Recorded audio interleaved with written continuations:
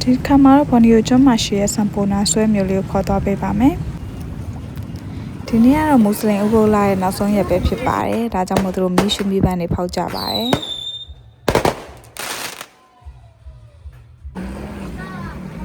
ဒီနေ့ New Year ဆိုတော့သူတို့ကရိုးရာဝတ်စုံလေးနေတယ်ဒီနေ့ဒီနေ့တော့တီးတို့အခြားကျွန်းတွေကို snorkeling သွားလုပ်မှာပဲဖြစ်ပါတယ်။ဘာဘာပြောနာလည်းမသိဘူးတလုံးမှလည်းနားမလဲ။လာဘူးဘူး။နမရမိုက်တယ်။ Okay ဒီနေ့တော့မတီးစံကတာပါဒီကလိုက်တဲ့သူဘာဘာတရုတ်ဒီမှာဆိုတော့တရုတ်စကားတော့တော့ပြောတယ် 1 hour Okay Mewenti Okay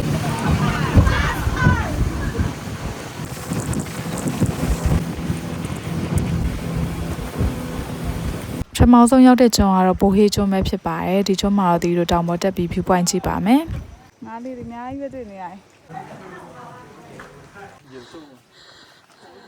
ရတို့ရဲ့မွတ်စလင်တွေရဲ့အင်းနေလားမသိဘူးသူရမန်တန်ပြီးသွားတော့ဗောနော်အဲကြောင့်ဒီလိုထွက်လာတဲ့အချိန်နောက်ကျရဲပိတ်ရဖြစ်နေတော့အဲ့တော့နေလေ12 နာရီလောက်ကြီး hiking လုပ်ရတယ်ပေါ့နော်ဟိုဟေး island မှာဟိုကျိုးချွေထထမောင်ရေလောင်းထားသလို Oh my god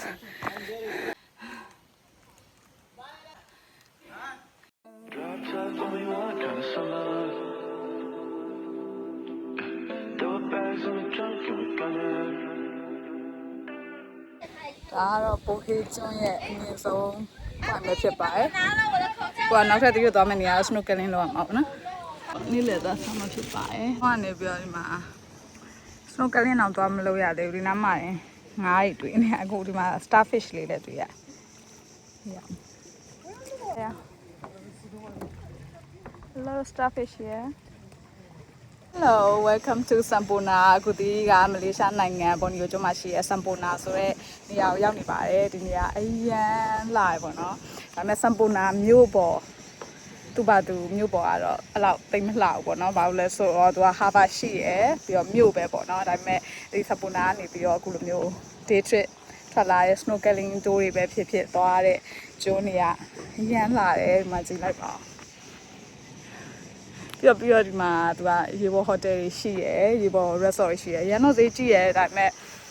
တော်တော်လှပေါ့နော် Maldives နဲ့ရှင်ရင်တော့ဈေးသက်သာတယ်လို့ပြောပါဘောနော်ဒါပေမဲ့တီတီကတော့အဲ့လောက်ကြီးပစံမသုံးကျင်တာနဲ့အိမ်မှာတော့မတဲတော့ဘူးဒါပေမဲ့ day trip တော့ထွက်လာခဲ့ရပေါ့နော် day trip snorkeling trip ပေါ့ snorkeling trip ဆိုပေမဲ့တီတို့ဒီတောင်ပေါ်တက်ပြီးတော့ဘိုဟေးကျွန်းကတောင်ပေါ်တက်ပြီးတော့ view point တက်ကြည့်ရလဲအရန်လှတယ်ပေါ်ကမြင်ရတဲ့ view ကလေဒါပေမဲ့ဒီနေ့ကသူတို့ရဲ့လေးရှားနိုင်ငံမှာမွတ်စလင် New Year ဆိုတာသူတို့ပြောရတော့ပေါ့နော်အဲ့ဒါရှိရတဲ့အတွက်ကြောင့်ထွက်လာတဲ့အချိန်ကအရန်နောက်ကျပြီးတော့အရန်တော့ပူတယ်ပေါ့နော်နေ့လေ12 နာရီလောက်ကြီးတောင်ပေါ်တက်ကချွေးလဲတော်တော်ပြန်သွားတယ်ဒါပေမဲ့ရန်တန်တယ်လို့ပြောရမှာပေါ့နော်ရန်လာကိုကတော့ဒီကျုံးပေါ်မှာပဲနေ့လဲစပြီးတော့ဒီလို snorkeling သွားလုံးမှာဖြစ်ပါတယ်အားလုံးပဲလိုက်ခဲ့ကြပါအောင်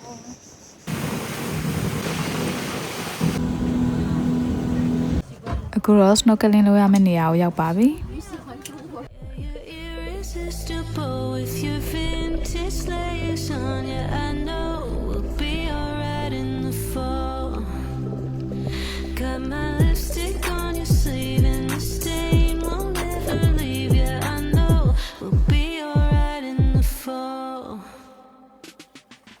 snorkeling လုပ်ပြီးတော့နောက်ထပ်ကျွန်းတစ်ကျွန်းထပ်ပို့ရပေါ့နော်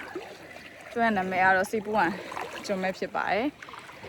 အရန်လာတယ်ဘယ်လိုအောင်ပြောရမလဲမသိဘူးအရန်ဒီ shallow water ရယ်ပြီးတော့ဒီကျွန်းလေးရယ်ဘက်ကဟိုဘက်ကမြင်နေရတဲ့ကျွန်းရယ်ပဲဖြူရယ်တော်လေးကိုလာဒီနေရာတော့ရောက်ဖို့တမန်ကျွန်းနေတယ်မှာလာဆုံးကျွန်းနေတွေကကျွန်းပေါ့နော် ခုတော့ကျတော့ဒီတော့လည်းမမရှောင်းနေပါတယ် snorkeling တခါပဲလုပ်ရသေးတယ်အသားရည်တွေရောဒီနေ့တော့ကျက်စီသွားပါပြီ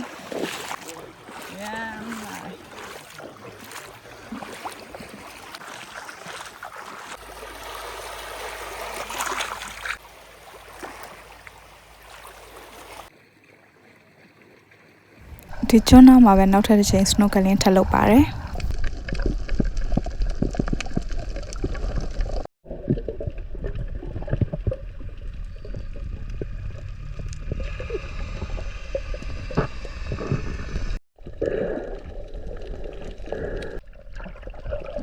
ဒီကျွန်းကဘလို့ပဲကြည့်ကြည့်လေလူတယောက်ပါးစပ်ဟောင်းလောင်းနဲ့အိပ်ပျော်နေရတဲ့တူတယ်ဒီနေ့ရဲ့ snorkeling trip လေးကိုတော့ဒီမှာပဲအဆုံးသတ်လိုက်ပါရရှင်နောက်ထပ်ခီးစဉ်နေကြမှာပြန်တွေ့ကြမယ်နော်